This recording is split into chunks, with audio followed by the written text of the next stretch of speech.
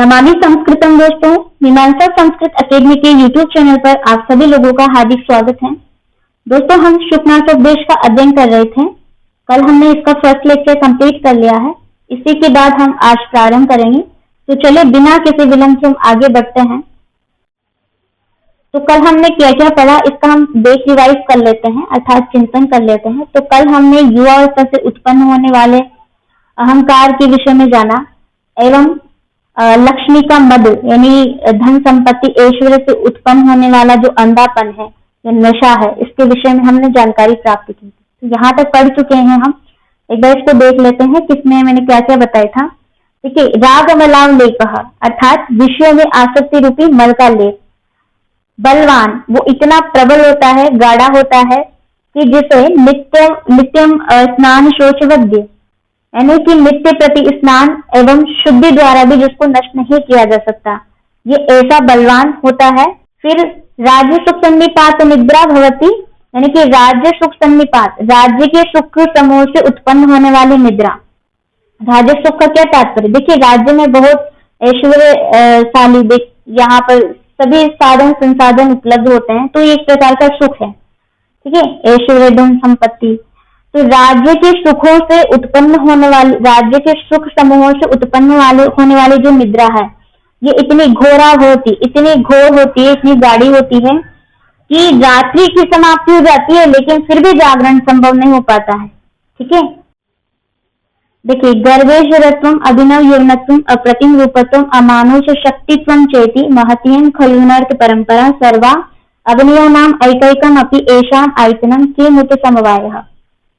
देखिए, गर्वेश्वरत्व माने गर्भ से ही ईश्वरत्व की प्राप्ति। ईश्वरत्व का मतलब भगवान की नहीं, गर्भ से ही ईश्वरत्व की प्राप्ति का तात्पर्य है कि जन्म से ही राज्य का अधिकार हो जाना। देखिए, जब कोई व्यक्ति जिसके पास में धन संपत्ति ऐश्वर्य ये सब कुछ चीजें अवेलेबल है, ठीक है, यानी कि बहुत अमीर है, तो उसके यहाँ पर पैदा होने वाला जो पुत्र है वो गर्भ से ही उस धन संपत्ति का स्वामी हो जाता है, यानी कि उसको वो कमानी नहीं पड़ती है। तो यही कह रहे हैं कि गर्वेश्वरत्व, गर्भ से ही जो धन संपत्ति का क्या हो गया है, स्वामी हो गया है। ठीक है, और अभिनव यौवनत्व माने नवीन युवावस्था। ठीक है, नवीन युवावस्था अर्थात चढ़ती हुई जवानी हम कह सकते हैं, यानी कि अभिनव यौवनम यस्य सह, अभिनव यौवनम। ठीक है, नूतन तारुण्य से संपन्न होना। अप्रतिम रूपत्व। ठीक है, तो अप्रतिम रूपत्व माने अत्यधिक सौंदर्यशाली होना, अलौकिक सौंदर्य का होना। अप्रतिम रूपत्व अलौकिक सौंदर्य का होना। और अमानुष शक्तित्व अर्थात जो मानुषी शक्तियों से परे है। मानुषी शक्ति तो ठीक है सभी के पास है, लेकिन अमानुषी शक्ति जिसको हम कह सकते हैं दिव्य शक्ति की प्राप्ति होना। तो ये चार बातें यहाँ पर बता रहे हैं शुकनाथ चंद्रापीर को। पहला है गर्भ से स्वामी होना। गर्भ से स्वामी माने यानी कि धन संपत्ति का अधिकारी होना, मालिक होना। जिसके यहाँ पर धन संपत्ति अधिक है, वहां पर उत्पन्न होने वाला पुत्र अथवा पुत्री गर्भ से ही उसका स्वामी हो गया है, मालिक हो गया। अभिनव यौवनत्व माने चढ़ती हुई जवानी या नया युवावस्था। अप्रतिम रूपत्व अत्यधिक सौंदर्यशाली होना। और मानुष शक्तित्व दिव्य शक्तियों की प्राप्ति होना, यानी कि पराक्रम इत्यादि होना। तो ये चार चीजें बताई हैं। ठीक है, कह रहे हैं कि च इति महतीयम खल्वनर्थ परंपरा सर्वा अर्थात च इति महतीयम और महतीयम माने बहुत अधिक या अत्यधिक, सर्वा ये सभी, खलु अनर्थ परंपरा, खलु माने निश्चय ही, अनर्थ परंपरा अनर्थों की परंपरा है माने श्रृंखला है।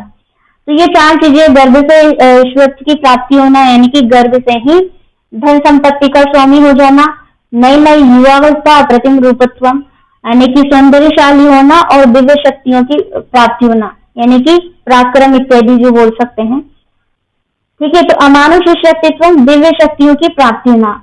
और इति महत्यम बहुत अधिक ही, सर्वा ये सभी, खलु अनर्थ परंपरा ये सभी अनर्थों की एक श्रृंखला है, परंपरा है, निरंतर प्रदान करने वाली है।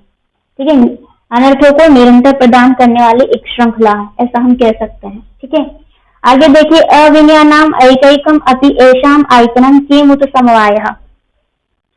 तो अविनयानाम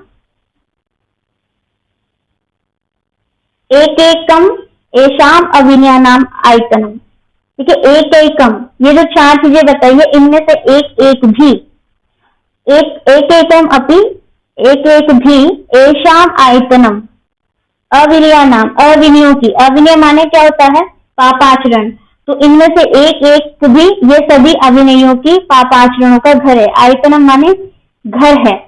ठीक है, तो निश्चय से ही ये अनर्थों को प्रदान कर, निरंतर प्रदान कर देने वाली होती है। और एक एकम, इनमें से एक एक भी, एषाम अविनयानाम आयतनम, एक एक, ये सभी अविनयों की यानी कि पापाचरणों की घर है।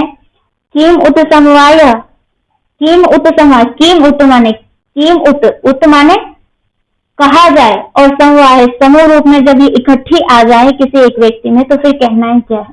देखिए, तात्पर्य समझिएगा कि चार चीजें बताइए। अब किसी व्यक्ति के पास में ये इनमें से एक भी है तो उसको गर्व तो होगा, मतलब अहंकार उसके अंदर आ जाएगा। ठीक है, जैसे मान लीजिए कोई धन संपत्ति का अधिकारी है उसकी बाल्यावस्था से ही, या फिर उसमें नई युवावस्था है, यदि सौंदर्य है, ठीक है, अमानुषी शक्तियां हैं, तो इनमें से यदि एक भी चीज किसी व्यक्ति के पास में है तो वो अहंकार उसके अंदर आ सकता है, यानी कि अनर्थ कर सकता है।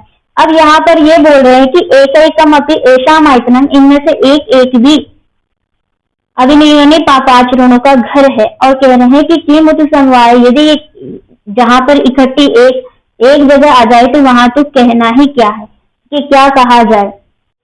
ऐसी ही बात पंडित विष्णु शर्मा जी ने भी अपने पंचतंत्र में कही है कि यौवनम धन संपत्ति प्रभुत्वम अविवेकिता ऐकैकम अपि अनर्थाय किमो यत्र चतुष्टय, अर्थात जवानी, धन संपत्ति, प्रभुत्व अर्थात अधिकार, और अविवेकिता माने अज्ञानता, तो ये चारों भी अनर्थ की एक जड़ है।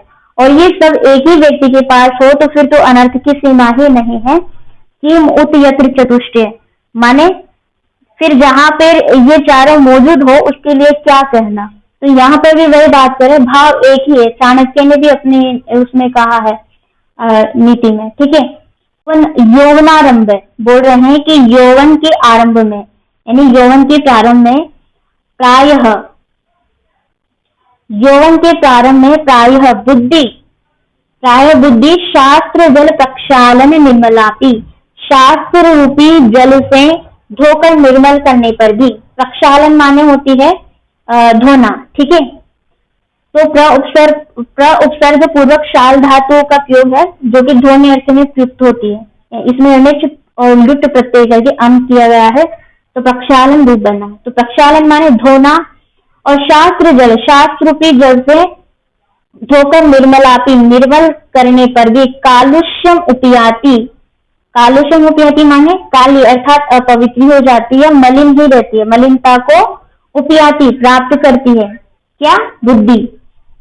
बुद्धि मलिनता को प्राप्त करती है। कब करते हैं? यौवनारंभ, युवावस्था के आरंभ में। देखिए, कोई भी व्यक्ति जब शास्त्र इत्यादि का अध्ययन करता है तो उसकी बुद्धि कैसी हो जाती है? निर्मल हो जाती है। शास्त्र रूपी, शास्त्र का अध्ययन करने से बुद्धि पवित्र हो जाती है, निर्मल हो जाती है। तो वही बता रहे हैं कि शास्त्र रूपी जल से प्रक्षालन धो देने पर निर्मल की हुई बुद्धि भी मलिन हो जाती है। कब हो जाती है? युवावस्था के प्रारंभ में। आगे बता रहे हैं, अनुज्जित धवलतापी सरागैव भवति यूनाम दृष्टि। ठीक है, तो अनुज्जित धवलतापी अर्थात धवलता यानी कि सफेदी, सफेदीपने स्वच्छता से युक्त होने पर भी, निश्वेतता को न छोड़ने पर भी, अनुज्जिता धवलता यस्याः सा बहुव्रीहि समास निहित है। ठीक है, सरागैव, सरागा एवं अनुराग से युक्त ही भवती होती है यूनाम दृष्टि, युवकों की दृष्टि या पुरुषों की दृष्टि। ठीक है, तो युवक लोगों की, पुरुषों की दृष्टि कैसी होती है? अनुज्जित धवलता, अनुज्जित धवलता यानी स्वच्छता से युक्त होने पर भी सरागा एवं यानी कि राग युक्त होती है युवकों की दृष्टि। अपहरति च वाति एवं शुष्क पत्रम समुद्भूत रजो भ्रांति रति दूरम आत्म इच्छया। यौवन समय, यौवन समय अर्थात युवावस्था के समय में पुरुष प्रकृति है, पुरुष यानी मनुष्य का जो स्वभाव है, उसकी जो प्रकृति है, समुद्भूत रजो भ्रांति अर्थात रजोगुण, रजोगुण माने अवगुण, तो अवगुण के ब्रह्म पैदा होने से आत्म इच्छा यानी स्वच्छंदता से, स्वेच्छा से, अति दूरम, ठीक है, अति दूरम यानी कि बहुत दूर ले जाती है। क्या ले जाती है, तात्पर्य अभी समझे नहीं होंगे आप। देखिए यहाँ पर बता रहे हैं कि युवावस्था जो होती है या युवावस्था के समय में पुरुष की प्रकृति या पुरुष का स्वभाव ऐसा हो जाता है, यानी कि अवगुणों के ब्रह्म को पैदा करने वाला हो जाता है, जो आत्म इच्छा स्वेच्छा से ही अति दूरम अपहरति, उसे उसी प्रकार बहुत दूर ले जाता है, जैसे वाति एव शुष्क पत्रम, यानी कि वाति इसमें इक्वेंट से यंग प्राप्त है, तो वाति जैसे वायु जो होती है आंधी, तो आंधी समुद्भूत रजोभ्रांति, इसका एक और अर्थ यह है कि धूल से भरी रहने पर भी, रज का मतलब धूल भी होता है और अवगुण भी यहाँ होता है रजोगुण, ठीक है, तो रज का मतलब यहाँ पर धूल भी है और रजोगुण भी है, यानी कि अवगुण भी है। तो समुद्भूत रजोभ्रांति धूल से भरी रहने पर भी, यानी कि आंधी धूल से भरी रहने पर भी या वायु धूल से भरी हुई होने पर भी, शुष्क पत्रम सूखे पत्ते को आत्म इच्छा स्वेच्छा से ही या अपनी इच्छा अनुसार बिना किसी बाधा के अति दूरम अपहरति, बहुत दूर ले जाती है, ठीक है। तो यहाँ पर यह समझाया जा रहा है कि यौवन के आरंभ में जो बुद्धि है वो शास्त्र रूपी जल से धोकर निर्मल करने पर भी काली अर्थात अपवित्र हो जाती है, मलिनता को प्राप्त हो जाती है, और स्वच्छता से युक्त होने पर भी युवकों की दृष्टि राग सहित या लालिमा युक्त ही, लालिमा का मतलब है, ये राग का मतलब है काम वासना वाली होती है, ठीक है। तो व्यक्ति स्वच्छता से युक्त होने पर भी उनकी दृष्टि कैसी होती है, काम वासना वाली हो जाती है। और यौवन के समय में यौवन के समय में मनुष्य का स्वभाव, पुरुष प्रकृति, मनुष्य का स्वभाव कैसा होता है, रजोगुण, अवगुणों की ब्रह्म पैदा होने से स्वच्छंदता के कारण, स्वेच्छा के कारण ही उसे उसी प्रकार दूर कर देता है या कुमार्ग पर ले जाता है, जैसे आंधी धूल से भरी रहने पर भी एक सूखे पत्ते को अपनी इच्छा के अनुसार उड़ाकर बहुत दूर ले जाती है, ठीक है। तो जो सूखा पत्ता होता है उसके समान यहाँ पर एक पुरुष की प्रकृति है, पुरुष को बताया गया है, युवक को, कि वो वैसे ही कुमार्ग पर चल जाता है, ठीक है, वैसे ही दूर हो जाता है जैसे कि एक सूखा पत्ता उड़ करके चला जाता है। किस ब्रह्म मतलब वायु धूल से भरी हुई आंधी के साथ में या वायु के साथ में वो स्वेच्छा से उड़ करके चला जाता है अपनी इच्छा से, और व्यक्ति भी स्वेच्छा से ही इनमें सम्मिलित होता है काम वासनाओं इत्यादि में, यानी कि इनका ब्रह्म ऐसा होता है। तो यहाँ पर बुद्धि की मलिनता, प्रेम भरी दृष्टि यानी कि राग से युक्त दृष्टि, युवावस्था का दुष्प्रभाव, इन तीनों से सावधान किया गया है, ठीक है। शास्त्र रूपी जल में रूपक अलंकार विद्यमान है। तो यहाँ पर यही शिक्षा दे रहे हैं कि भाई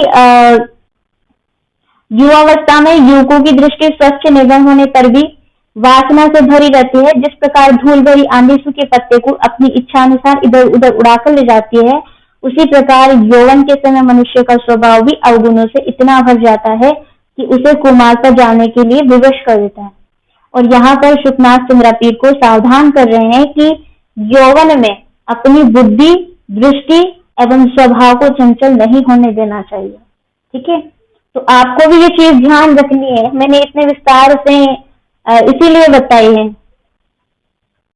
इंद्रिय हरिणहारिणी च सततम अति दुरंतेयम उपभोग मृग तृष्णिका नवयौवन कसायिकात्मनुष्य सलिलामेव साम्येव विषय स्वरूपाण्य स्वाद्यमानानि मधुर ताराण्या पतंती मनसः।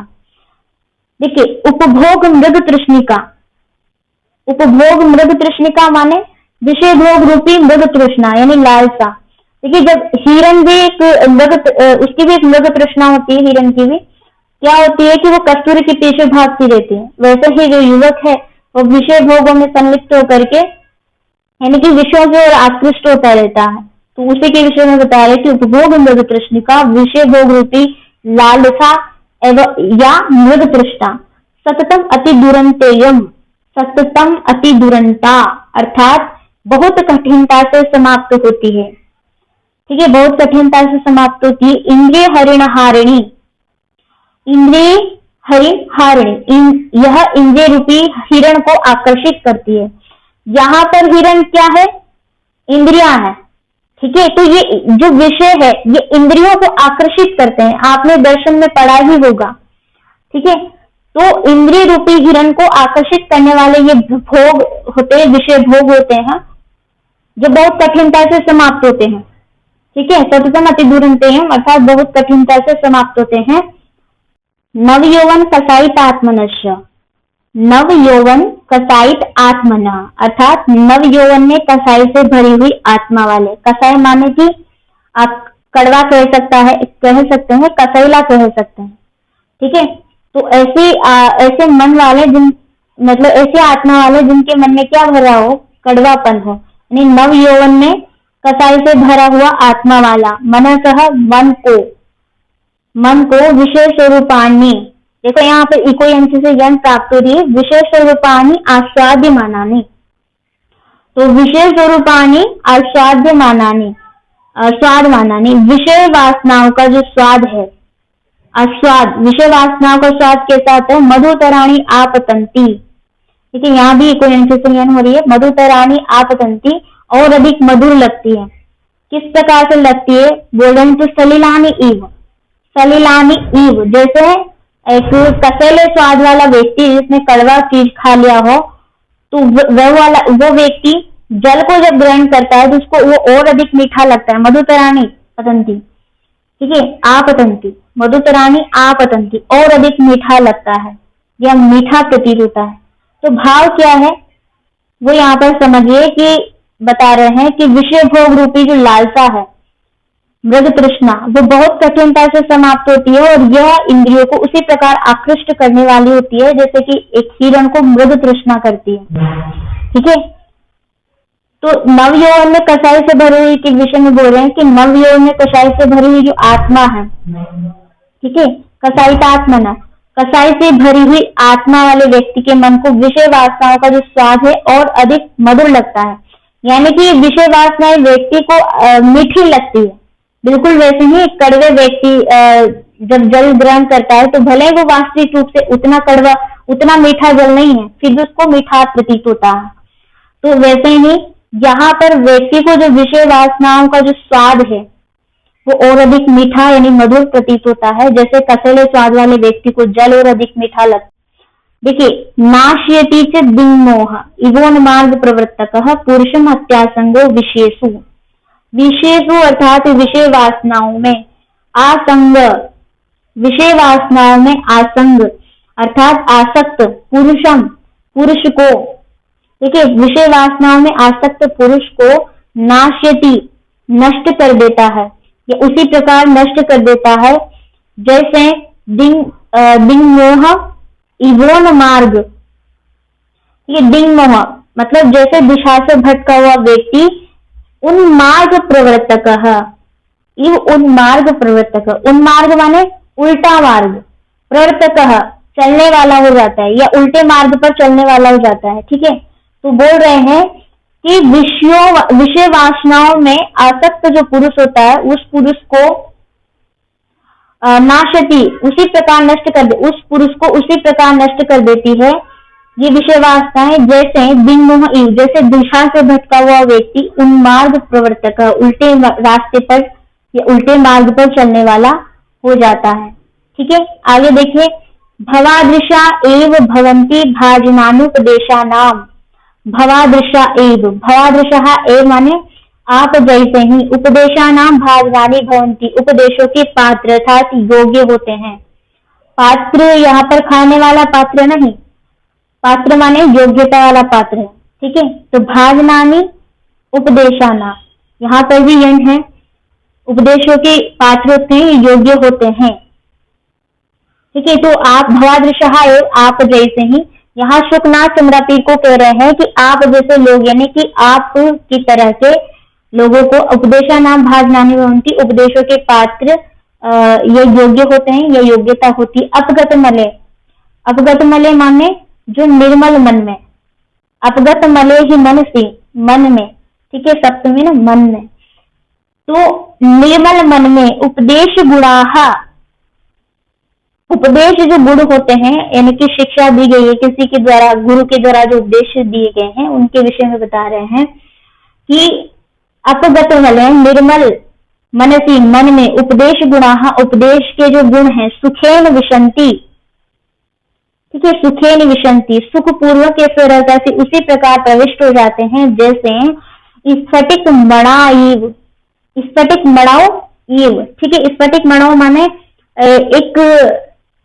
होती है ना स्फटिक मणि, स्वच्छ मणि, जैसे स्वच्छ मणि में रजनी करघस्य विशंति, रजनी करघस्य माने चंद्रमा की जो किरणें हैं विशंति प्रविष्ट हो जाती है। कैसे हो जाती है, यहाँ पर देखिए बता रहे हैं कि निर्मल मन में उपदेश के जो गुण हैं वो सरलता से प्रविष्ट हो जाते हैं। और किस प्रकार से होते हैं, जैसे स्वच्छ स्फटिक मणि में जो चंद्रमा की किरणें हैं अंदर उसमें स्वाभाविक रूप से प्रविष्ट हो जाती है, बिल्कुल वैसे ही निर्मल मन में उपदेश के गुण भी सरलता से प्रविष्ट हो जाते हैं। वो कहना क्या चाह रहे हैं कि तुम्हारा जो मन है अभी निर्मल है और जो ये उपदेश दिया जा रहा है सरलता से ही प्रविष्ट हो जाएगी। तो एक बार मैं फिर से स्पष्ट कर देती हूँ। वो कह रहे हैं कि है चंद्रापुर, आप जैसे ही गुरु के उपदेश के पात्र हैं, योग्य होते हैं और निर्मल मन में उपदेश के गुण सरलता से उसी प्रकार प्रवेश कर जाते हैं जैसे स्वच्छ स्फटिक मणि में चंद्रमा की किरणें स्वाभाविक रूप से। गुरु वचनम अमलम अपि सलिलम इव महदुपजनयति श्रवण स्थितम शूलम अभव्य से, यहाँ तक देख लेते हैं। देखिए गुरु के वचनों के विषय में बताया जा रहा है कि गुरु की उपदेश एक दुर्जन और दुर्जन व्यक्ति के लिए किस प्रकार के होते हैं। अभव्य से माने होता है दुर्जन, ठीक है। तो गुरु वचनम अमलम अपि, गुरु का जो वचन है यानी कि जो उपदेश है, गुरु की उपदेश या गुरु का वचन, गुरु का उपदेश अमलम अपि, निर्मल होता हुआ भी या निर्दोष होता हुआ भी, अभव्य से दुर्जन के द्वारा या दुर्जन व्यक्ति के लिए, दुर्जन व्यक्ति के लिए श्रवण स्थितम, श्रवण स्थितम माने कानों से सुनने पर भी, श्रवण स्थितम कानों में पढ़कर भी, ये महादशूलम उपजनयति, महादशूलम उपजनयति यानी कि भयंकर पीड़ा पैदा करता है। शूलम माने वेदना, पीड़ा इत्यादि, उपजनयति अर्थात पैदा करता है। महद यानी कि भयंकर या अधिक, तो भयंकर पीड़ा पैदा करता है। क्या करता है, गुरु का उपदेश किसके लिए, एक अभव्य यानी कि दुर्जन व्यक्ति के लिए जो गुरु का उपदेश है, भले वो निर्मल है, निर्दोष है, तो वो निर्दोष होते हुए भी, अमलम अपि निर्दोष होते हुए भी, ठीक है, अमलम अपि निर्दोष होते हुए भी एक दुर्जन व्यक्ति के लिए गुरु का उपदेश कैसा होता है, भयंकर पीड़ा उत्पन्न करने वाला ही होता है, ठीक है। और कैसा होता है, अमलम सलिलम ईव, अमलम सलिलम ईव, सलिलम ईव जैसे निर्मल जल, जो निर्मल जल है, श्रवण स्थितम कानों में जाकर के, ठीक है। यहाँ पर इन्होंने दुर्जन व्यक्ति के विषय में बताया कि दुर्जन व्यक्ति के विषय में गुरु का उद्देश्य किस प्रकार पीड़ादायक हो सकता है। अब ये इतर से तो कह करके बता रहे कि इसमें तो यानी कि इसके इतर जो कोई सज्जन व्यक्ति है उसके लिए गुरु का उद्देश्य कैसा होता है, तो बोल रहे हैं कि इतर से तू यानी कि इससे इतर यानी दुर्जन से इतर जो सज्जन व्यक्ति है उसके लिए गुरु का उपदेश करीण इव शंखावरणम आननम शोभा समुदयम अधिकतरम उपजनयति। देखिए जो सज्जन व्यक्ति है उसके लिए गुरु का उपदेश करीण, हाथी के लिए, हाथी के शंखावरणम, जो हाथी का शंखावरण होता है ना, यानी कि शंखों के आभूषण के समान, शंखावरणम इव शंखों के आभूषण के समान, आनन शोभा, आनंद माने मुख और शोभा यानी कि मुख की सुंदरता की, समुदयम वृद्धि को ही अधिकतरम उपजनयति और अधिक करता है, अधिकतरम यानी कि उसकी वृद्धि को और अधिक करता है। देखिए एक गुरु का उपदेश निर्मल होता है, यहाँ पर ये बता रहे हैं कि गुरु का उपदेश निर्दोष होता है, परंतु वो दुर्जन व्यक्ति के कानों में जब पड़ता है यानी कि जब वो उसको सुनता है तो उसी प्रकार वो भयंकर पीड़ा पैदा करने वाला हो जाता है, जैसे निर्मल होने पर भी जल कानों में जाकर बहुत कष्ट प्रदान करने वाला होता है। यानी कि जल भले ही निर्मल है लेकिन किसी के कान में चला जाता है तो ये वेदना ही उत्पन्न करता है। तो उसी प्रकार से एक दुर्जन व्यक्ति के लिए गुरु का जो उपदेश है पीड़ादायक ही होता है, परंतु सज्जन के लिए कैसा होता है, सज्जन के लिए गुरु का उपदेश हाथी के शंखों के आभूषण के समान मुख की सुंदरता की ओर अधिक वृद्धि ही करता है। ठीक है। शंखावरणम आन्नम शोभा समुदयम अधिकतरम उपजनीयति, यही बता रहे हैं शुकनाथ चंद्रापीठ को, कह रहे हैं कि दुर्जन व्यक्ति को यदि गुरु का उपदेश भी दिया जाए तो वो उपदेश सुनकर ही दुख का अनुभव करता है। यानी कि बोरिंग टाइप से नहीं बोलते कि लोग बच्चे कि जिनको सुनना ही नहीं है, जो सुनना ही नहीं चाहते गुरु को, उनको तो एकदम बकवास टाइप से लगता है, ठीक है। लेकिन जो सुनना चाहते हैं, जो सज्जन व्यक्ति हैं, उनके लिए वो उनके कानों की शोभा बढ़ाने वाला एक आभूषण है। जैसे एक हाथी की शोभा बढ़ाने वाला आभूषण होता है ना, शंखावरण, ठीक है, हाथी की मुख की शोभा बढ़ाता है। हरत्यति मलिनम अंधकारम इव दोष जातम प्रदोष समय निशाकर इव। देखिए, प्रदोष समय निशाकर अंधकार में, जैसे रात्रि का जो चंद्रमा होता है, रात्रि का जो चंद्रमा अंधकार को हरति माने दूर कर देता है। देखिए यहाँ पर इको जंक्शन से यह प्राप्त हो रही है हरति अति मलिनम, तो वही बता रहे हैं कि रात्रि जो घोर अंधकार काली होती है उसको चंद्रमा दूर कर देता है। प्रदोष समय निशाकर इव, जैसे रात्रि का चंद्रमा अंधकार को हरण कर लेता है, दूर कर लेता है। दोष जातम मलिनम हरति, दोष जातम मलिनम सेम हरति क्रिया, ठीक है। तो दोष जातम मलिनम हरति माने वैसे ही जो गुरु का उपदेश है वो दोषों से उत्पन्न मलिनता अर्थात तुच्छता को हर लेता है या हटा देता है। यहाँ गुरु के उपदेश के विषय में बताया गया है कि गुरु का जो उपदेश है वो दोषों से उत्पन्न मलिनता को दूर कर देता है, बिल्कुल वैसे ही जैसे रात्रि की अंधकार को चंद्रमा दूर कर देता है, ठीक है। आगे बता रहे हैं कि गुरुपदेश प्रशम हेतुर्वयः परिणाम इव फलित रूपेण शिरसि जालम अम्ली कुर्वन् गुण रूपेण तदेव परिणमयति। देखिए यहाँ पर बोल रहे प्रशम हेतु, प्रशम हेतु यानी शांति का कारण है। क्या कारण है शांति का कारण?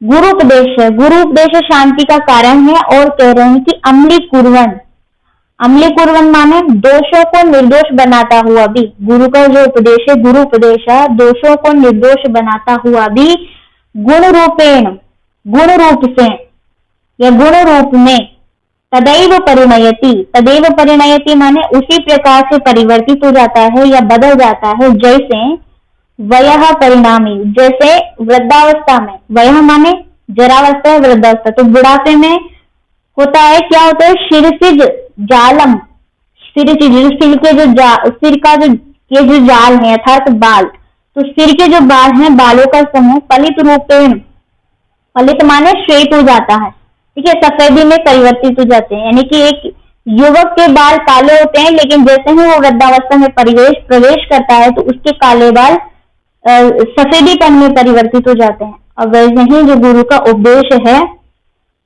वो कैसा होता है? वो बोल रहे हैं कि दोषों को निर्दोष बनाता हुआ गुण रूप में परिवर्तित हो जाता है, ठीक है। यहाँ पर यही बता रहे हैं शुकनाथ मंत्री चंद्रापीठ को कि रात्रि का चंद्रमा, जैसे रात्रि का चंद्रमा अंधकार को दूर कर देता है वैसे ही गुरु का उपदेश दोषों से उत्पन्न मलिनता था तुच्छता को दूर कर देता है। शांति का कारण गुरु का उपदेश है और ये दोषों को भी निर्दोष बनाता हुआ उन्हें गुणों में उसी प्रकार से परिवर्तित कर देता है अर्थात बदल देता है जैसे कि बुढ़ापा काले बालों के समूह को सफेदीपन में परिवर्तित कर देता है, ठीक है। अर्थात बुढ़ापे में काले बाल सफेद हो जाते हैं ना, तो बिल्कुल उसी के विषय में बता रहे हैं, ठीक है। अयमेव च अनास्वादित विषय रसस्य ते काल उपदेशस्य कुसुम शर प्रहार जर्जरिते ही हृदय जलम इव गलति उपदिष्टम अकारणं च भवति दुष्प्रकृते रन्मयः श्रुतं वा विनयस्य। देखिए अनास्वादित विषय रसस्य, अनास्वादित विषय रसस्य माने विषयों के आनंद का जो स्वाद है वो न लेने वाले, ते तुम्हारे, विषयों के आनंद का स्वाद न लेने वाले ते तुम्हारे लिए अयम एव यानी यही उपदेशस्य काल, यही उपदेश का काल है यानी कि समय है, उपदेशस्य काल है। तो यहाँ गुरु के उपदेश के विषय में कह रहे हैं शुकनाथ कि इस समय तुम्हारे लिए ये सही समय है गुरु का उपदेश धारण करने का। क्यों है? क्योंकि ये अभी तुम जो है विषयों के आनंद का स्वाद नहीं लिए हो, यानी कि विषयों में तुम आसक्त नहीं हुए हो, अतः तुम्हारे लिए अयम एवं उपदेश से काला, यही उपदेश का उचित समय है। ठीक है, आगे कह रहे हैं कुसुम शर प्रहार जर्जरिते ही हृदय जलम इव गलती उपदिष्टम। ये गलती उपदिष्टम इको यंत्र से यम है, तो बोल रहे हैं कि कुसुम शर प्रहार जर्जरिते हृदय।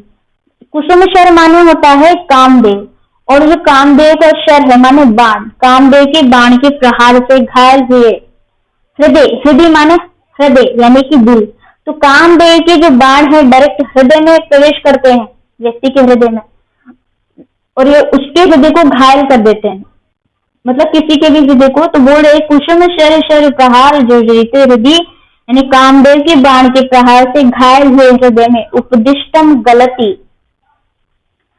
ठीक है, गलती मतलब उसी प्रकार से निकल जाता है, उपदिष्टम उसी प्रकार से निकल जाता है जैसे जलम इव, जैसे एक जर्जर छिद्र वाला पात्र होता है ना, यानी कि छलनी आप ले सकते हो, तो छलनी में से जैसे जल निकल जाता है। ठीक है, तो छलनी में जैसे हम जल डालते हैं तो वो बिल्कुल डालते ही नीचे निकल जाता है, वैसे ही बता रहे हैं कि कामदेव के बाण का जो प्रहार है घायल हुए हृदय में उपदिष्टम, उपदेश उसी प्रकार निकल जाता है। यदि किसी व्यक्ति जो विषय वासनाओं में पड़ गया है, यानी उसने विषय वासनाओं के रस का आनंद ले लिया है, उसका आस्वादन कर लिया है विषय वासनाओं का, ठीक है, और जो कामदेव के शर अर्थात बाण के प्रहार से घायल हो चुका है, उसके हृदय में यदि आप उसको गुरु का उपदेश दे रहे हैं, यदि उसको उपदेश दिया जा रहा है, तो वो बिल्कुल उसी प्रकार से निकल जाएगा, उपदिष्टम गलती निकल जाएगा, जैसे कि एक जर्जर छिद्र वाले पात्र में से जल निकल जाता है, जैसे कि छलनी में से जल निकल जाता है। तो गुरु का उपदेश उस विषय अनुरक्त व्यक्ति के हृदय से बिल्कुल वैसे ही निकल जाएगा। ठीक है, आगे कह रहे हैं अकारणम च भवति दुष्प्रकृतेरन्वयः श्रुतम वा विनीयस्य। ठीक है, दुष्प्रकृति है माने दुष्ट स्वभाव वाले के लिए, अनवय उच्च वंश, अनवय माने उच्च वंश, वा अथवा श्रुतम। ठीक है, श्रुतम मतलब शास्त्र, श्रुति बोलते ना शास्त्र को वे, तो श्रुतम शास्त्र ज्ञान विनय से कारणम न भवति, विनय से कारणम न भवति। कह रहे हैं कि विनय का कारण नहीं होते हैं। क्या नहीं होते हैं, एक बार फिर से समझिए। दुष्ट प्रकृति है, दुष्ट प्रकृति है माने दुष्ट स्वभाव वाले के लिए अन्वय उच्च वंश, वा माने अथवा, यानी कि उच्च वंश अथवा श्रुतम शास्त्र का जो ज्ञान है विनय से कारणम न भवति, विनय का कारण नहीं होता है। तो इस पूरे का एक बार तात्पर्य मैं आपको बता देती हूँ कि कह रहे हैं कामदेव की बाण के प्रहार से घायल हुए हृदय से जो गुरु का उपदेश है उसी प्रकार निकल जाता है, जैसे कि एक जर्जर छिद्र वाले पात्र से जल निकल जाता है, और दुष्ट स्वभाव वाले व्यक्ति के लिए उच्च वंश अथवा शास्त्र ज्ञान विनय का कारण नहीं होता है। चाहे वो उच्च वंश का हो अथवा उसने शास्त्रों का अध्ययन किया हो, तब भी आप ये नहीं कह सकते हैं कि वो व्यक्ति अच्छा है या विनयशील है। ठीक है, उच्च वंश में पैदा होने वाले लोग और जिन्होंने शास्त्रों का अध्ययन किया है वो लोग भी विनयशील नहीं होते हैं। तो यहाँ वही बात बताई गई। ठीक है, आगे बढ़ते हैं। चंदन प्रभो न दहती की मनलहा। चंदन प्रभव अनलह माने चंदन से उत्पन्न होने वाली आग अर्थात अग्नि। चंदन से, देखिए चंदन तो एक शीतल पदार्थ है, तो फिर उससे अग्नि कैसे उत्पन्न हो सकती है। तो देखिए चंदन एक लकड़ी है और जब उसको जलाया जाता है तो आग तो होगी ही सही। तो चंदन प्रभव, प्रभव मतलब उत्पन्न होने वाली, अनल अग्नि, चंदन से उत्पन्न होने वाली अग्नि कीम न दहती, कीम न दहती, तो क्या वो नहीं जलाती है। ठीक है, कीम व प्रश्न हेतु नापी न प्रचंड तरी भवती गढ़वानलो वारिणा। तो बोल रहे हैं कि आग को बुझाने वाला जो वारिणा यानी जल है, तृतीय विभक्ति एक वचन है, तो वारिणा यानी जल से। तो प्रश्न हेतु नापी माने आग को बुझाने वाले जल से, या आग को बुझाने वाले जल से, किम वा क्या, बड़वानल माने बाड़वाग्नि, बाड़वाग्नि बोल सकते हैं आप, समुद्र की अग्नि। ठीक है, प्रचंड तरी न भवती, और अधिक तेज नहीं होती है। देखिए यहाँ पर कहना क्या चाह रहे हैं कि चंदन एक शीतल पदार्थ है, परंतु जब उसको जलाया जाता है इसकी लकड़ी को तो वो अग्नि ही उत्पन्न करती है। ठीक है, यानी चंदन से उत्पन्न आग क्या नहीं जलाता है, मतलब अर्थात अवश्य ही जलाता है। और आग को बुझाने वाला जो जल है, भले ही वो आग को बुझाता है, जल आग को बुझाता है, तो आग को बुझाने वाला जल से क्या वाडवाग्नि अर्थात समुद्र की अग्नि और अधिक प्रचंड नहीं हो जाती है, माने तेज नहीं हो जाती है, अर्थात होती है। तो बोल रहे हैं गुरुपदेशश्च नाम पुरुषाणाम अखिलम मल प्रक्षालनक्षमम जलम स्नानम। गुरु का जो उपदेश है, गुरु उपदेश गुरु का उपदेश है तो पुरुषाणाम पुरुषों के लिए अजलम स्नानम बिना जल का एक स्नान है। ठीक है, भले ही तुम स्नान न करो लेकिन यदि गुरु का उपदेश सुन लो तो वो भी बिना जल का अजलम बिना जल का एक स्नान है। अजलम स्नानम बिना जल का स्नान है। अखिल मल प्रक्षालन क्षमम जो संपूर्ण दोषों को, अखिल माने संपूर्ण और मल जो दोष है, ठीक है, प्रक्षालन उनको धोने में क्षमम समर्थ है। तो क्या कह रहे हैं कि गुरु का जो उपदेश है, गुरु उपदेशम च और गुरु का उपदेश है तो पुरुषाणाम अखिल मल प्रक्षालनम क्षमम। गुरु का उपदेश तो पुरुषों के लिए अजलम स्नानम बिना जल का स्नान है, अजलम स्नानम बिना जल का स्नान है। और कह रहे हैं अखिल मल प्रक्षालन क्षमम जो संपूर्ण दोषों को धोने में क्या है, क्षमम है, समर्थ है। इसी श्रृंखला को आगे बढ़ाते हुए यहाँ पर कह रहे हैं कि अनुपजात फलितादि वैरूप्यम अजरम वृद्धत्वम अनारोपितम मेदो दोषम गुरुकरणम। अनुपजात फलितादि वैरूप्यम, अनुपजात माने पैदा नहीं हुई है, ठीक है, अनुपजात जो उत्पन्न नहीं हुआ है। फलितादि वैरूप्यम जिसमें सफेद बालों से कुरूपता उत्पन्न नहीं हुई है। अजरत्वम, अजरत्व माने बिना बुढ़ापे का, वृद्धत्वम यानी बिना बुढ़ापे का एक वृद्धत्व है, बड़प्पन है। देखिए गुरु के विषय में ही बता रहे हैं, गुरु के उपदेश के विषय में, कि गुरु का जो उपदेश है वो वृद्धावस्था प्रदान नहीं करता, मतलब कि बोल रहे हैं अनुपजात फलितादि वैरूप्यम जिसमें सफेद बालों की कुरूपता पैदा नहीं हुई है, यानी कि आपको वृद्धि नहीं किया गया है, फिर भी अजरत्वम बिना बुढ़ापे का, अजर मतलब जिसमें जरावस्था नहीं आई है, फिर भी आपको वृद्धत्व यानी कि आप में वृद्धि कर देने वाला होता है, लेकिन भारीपन ला देता है। अनारोपितम मेदो दोषम, अनारोपितम मेदो दोषों का क्या तात्पर्य है, देखिए जिसमें मेदा अर्थात चर्बी आदि दोष उत्पन्न नहीं हुए हैं। क्या होता है कि व्यक्ति जब वृद्ध होता है तो उसमें चर्बी इत्यादि नामक मतलब इससे विभिन्न प्रकार के दोष उत्पन्न हो जाते हैं, लेकिन गुरु का उपदेश एक ऐसा बिना बुढ़ापे का वृद्धत्व ला देता है जिसमें कोई चर्बी नामक कोई दोष नहीं होता है, चर्बी आदि दोष नहीं होता है। ठीक है, तो ये गुरु करणम का क्या तात्पर्य है, गुरु करणम माने वही कि आपके अंदर एक भारीपन प्रदान करता है गुरु का उपदेश। तात्पर्य यह है कि बिना बुढ़ापे के होने वाला बड़प्पन या वृद्धत्व है जिसमें सफेद बालों से कुरूपता पैदा नहीं होती है। ठीक है, इसी प्रकार से ये महत्ता आपकी बढ़ा देता है, यानी कि भारीपन को पैदा करने वाला होता है, जिसमें क्या होता है अनारोपितम मेदो दोषम, जिसको मेद आदि दोष उत्पन्न नहीं होते, अर्थात चर्बी आदि दोष आपके शरीर में नहीं आते हैं, फिर भी आप में ये भारीपन ला देता है। भारीपन का तात्पर्य यहाँ पे ये है कि ये आपके व्यक्तित्व में निखार लाता है। जैसे आपकी आयु भले ही कम है, लेकिन यदि आपने गुरु का उपदेश ग्रहण किया है तो आपके व्यक्तित्व में वो बात दिखेगी कि हाँ आपको मतलब आप में अनुभव है, आप चीजों का ज्ञान रखते हैं, आप में धैर्य सामर्थ्य सब चीजें निहित हैं। तो गुरु का उपदेश बिल्कुल ऐसा ही होता है, बिना बुढ़ापे का एक वृद्धत्व लाता है, भारीपन लाता है और आपको आगे बढ़ाता है। ठीक है, आगे देखिए, असुवर्ण विरचनम अग्राम्यम कर्णाभरणम अतीत ज्योतिरालोक नोद्वेग करह प्रजागरः। असुवर्ण विरचनम अग्राम्यम, देखिए यहाँ पर क्या कह रहे हैं, यहाँ पर कह रहे हैं कि असुवर्ण विरचनम जो सोने का नहीं बना हुआ है, असुवर्ण, सुवर्ण माने जो सुवर्ण विरचनम माने सुवर्ण का बना हुआ, असुवर्ण विरचनम माने जो सोने का नहीं बना हुआ है। अग्राम्यम, अग्राम्यम माने अग्राम्यम कर्णाभरणम यानी कि ऐसा मनोहर, अग्राम्यम मनोहर, और कर्णाभरणम यानी कि कानों का आभूषण है।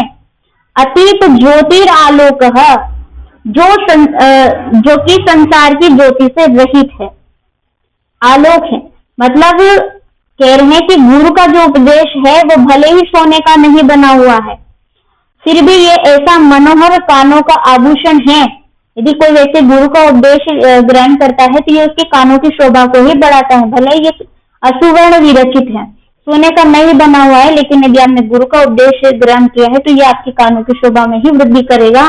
और कह रहे हैं कि अतीत ज्योति, जो संसार की ज्योति से भी रहित है, आलोक है, ऐसा प्रकाश है, न उद्वेग करह प्रजागरह, न उद्वेग करह प्रजागरह माने जो किसी भी प्रकार का कष्टदायक नहीं है, प्रजागरह ऐसा जागरण है। ठीक है, तो गुरु का उपदेश बड़ा विचित्र है। वह तो बिना जल का स्नान है, बिना चर्बी का आपका अंदर बड़प्पन लाता है, बिना सोने का बना एक आभूषण है, बिना ज्योति का प्रकाश है और कष्ट न देने वाला जागरण है। ठीक है, अर्थात गुरु के उपदेश से अंतरंग की पवित्रता, समाज में बड़प्पन, बोलने में चतुराई, हृदय की निर्मलता तथा विवेक आदि ये सब गुण आ जाते हैं। तो यही एक वृद्धत्व अर्थात यहाँ पर कहा है ना गुरुकर्णम, यही गुरुकर्णम है। ठीक है, तो उम्मीद करती हूँ समझ गए होंगे। तो यहीं पर आज समाप्त करते हैं। नमामि संस्कृतम।